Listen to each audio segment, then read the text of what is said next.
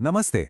तो क्या आपकी कंपनी अब अगले लेवल पर जाने के लिए तैयार है? अगर हाँ, तो एक नए डायरेक्टर को बोर्ड में लाना ये सिर्फ एक कागजी कार्रवाई नहीं है, ये ग्रोथ का एक बहुत बड़ा कदम है। चलिए देखते हैं कि ये पूरी प्रक्रिया आखिर होती कैसे है, बिल्कुल आसान शब्दों में। आज हम क्या क्या देखने वाले हैं एक नज़र डालते हैं।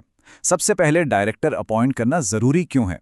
फिर बात करेंगे कुछ ज़रूरी चीज़ों की जैसे एमसीए और डिन। उसके बाद कौन कौन से डॉक्यूमेंट्स चाहिए, फाइलिंग का पूरा प्रोसेस क्या है स्टेप बाय स्टेप, और आखिर में इसके फ़ायदे क्या हैं। तो चलिए शुरू करते हैं।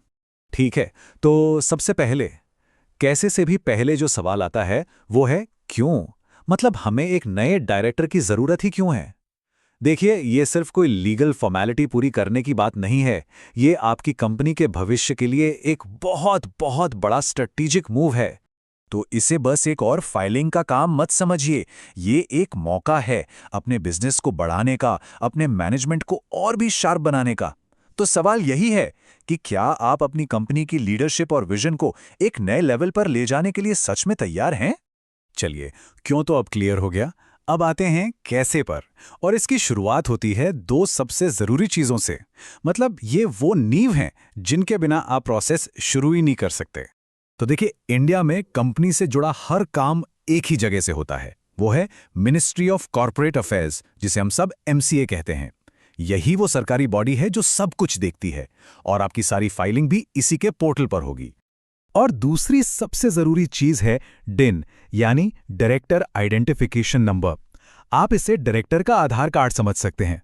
ये एक यूनिक 8 डिजिट का नंबर है।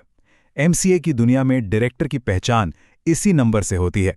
और ये बिल्कुल मैंडेटरी है, इसके बिना कुछ नहीं हो सकता। और एक बात, ये बहुत जरूरी है। अगर जिस इंसान को आप डायरेक्टर बना रहे हैं उसके पास डीआईएन नहीं है, तो अपॉइंटमेंट से पहले आपको ये लेना होगा। इसके लिए एक अलग फॉर्म है, DIR-3। उसे भरकर अप्लाई करना पड़ता है। तो ये पहला स्टेप है, इसे भूलिएगा नहीं। ओके, तो डिन और एमसीए की बात हो गई। अब आते हैं कागजों पर। एक स्मूथ प्रोसेस के लिए कौन कौन से डॉक्यूमेंट्स चाहिए? चलिए पूरी चेकलिस्ट देखते हैं। हमने इसे 3 हिस्सों में बांटा है ताकि कोई कंफ्यूजन ना हो। तो ये रही पूरी लिस्ट। देखिए कितना आसान है। एक तरफ हैं डायरेक्टर के डॉक्यूमेंट्स, जैसे उनका पैन, आधार। दूसरी तरफ कंपनी के पेपर्स, सर्टिफिकेट ऑफ इनकॉर्पोरेशन वगैरह।